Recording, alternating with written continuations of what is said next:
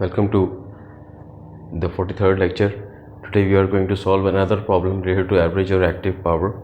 We already know the formula to compute average or reactive power is 1 by 2 times the voltage across the component across which in which we are going to find out power times the magnitude of the current through that component times cos of angle between voltage and current, where theta v is the angle of the voltage across the component and theta I is the angle of the current through the component. Right, this is some small, after this small recap, we are going to solve an example where we have a current source driving a resistor and an inductor connected in parallel. This is a node at which this I current born at an angle of 0 divides and becomes I1 and I2, where the sum of, whereas I1 and I2 they both are complex numbers, their sum is equal to I. Right, so we are required to verify this expression that sum of power absorbed should be equal to sum of power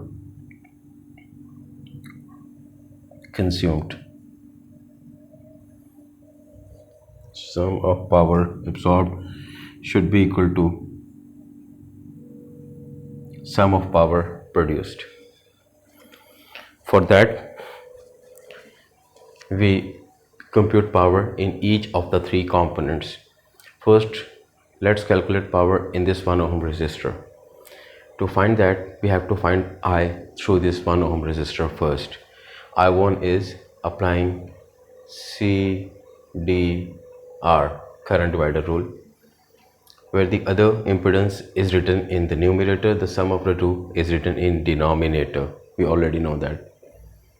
We solve it, this comes out to be 1 over square root of 2 at an angle of 45 amperes. Then we'll find voltage across it. According to Ohm's law, the voltage would be the current flowing through it multiplied by 1. So it's the same. Now we are ready to compute power through it. 1 over 2, let's put in this formula. 1 over 2, the magnitude of V, the magnitude of V is 1 over square root of 2. The magnitude of I, the I through 1 ohm resistor is this. Its magnitude is 1 over square root of 2, cos of 45 minus 45, because angles are same. It comes out to be quarter watt, 0.25 watt. Now let's compute power in inductor, and we already know that the average or active power dissipated or absorbed in inductors or capacitors is 0, but let's verify it. So power in J1 ohm, in order to find that power we have to compute current through it. I2 would be applying CDR, current divider rule, this 1 ohm, the other impedance in numerator, the sum of the two in denominator times 1, this is 1 plus J1. We know that 1 plus J1 is square root of 2 at an angle of 45, or this is 1 over square root of 2 at an angle of minus 45.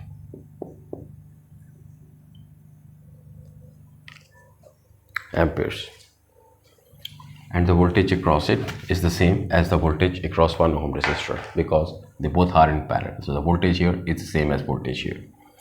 So V across J1 is the same as the voltage drop across 1 ohm because they are in parallel. So 1 over square root of 2 at an angle of 45. So with this voltage and current, let's compute power in the inductor.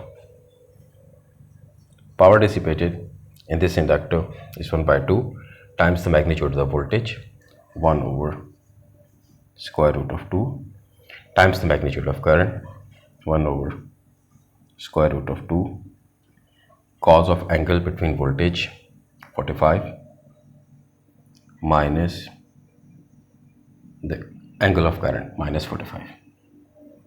So this 45 minus 45 becomes 45 plus 45, and 45 plus 45 is 90, and we know there's cos of 90 is a 0. So power in J1 ohm impedance is 0. So we have computed power in 1 ohm resistor and J1. This is 0.25. The power in this 1 ohm resistor and this impedance, this is 0. So let's find power in the source and verify that the power produced, total power produced, is equal to the total power absorbed. Right. Let's find the power in this current source. We know the voltage is the same. This V1 ohm or VJ1 ohm is the same 1 over square root of 2 at an angle of 45. The same voltage here, we have the same voltage here, the same voltage here.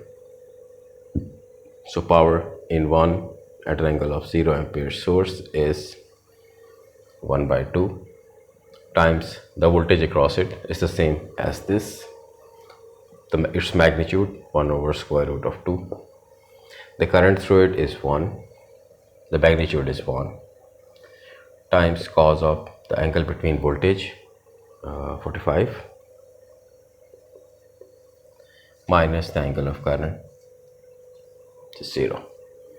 So this is 1 over 2, 1 over square root of 2, and we know from elementary classes that cos of 45 is 1 over square root of 2. So this comes out to be 0.25 watt. So the total power produced in the circuit is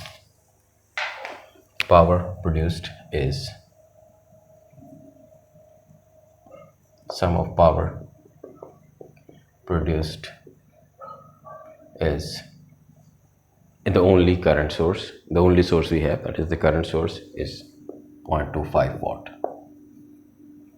and the sum of power absorbed is the power absorbed in resistor 0.25 watt plus the power absorbed in inductor 0 watt, 0.25 watt. So we have verified the expression that sum of power produced in a circuit is the same as sum of power absorbed. We will continue studying about AC powers in our upcoming lectures. Thank you.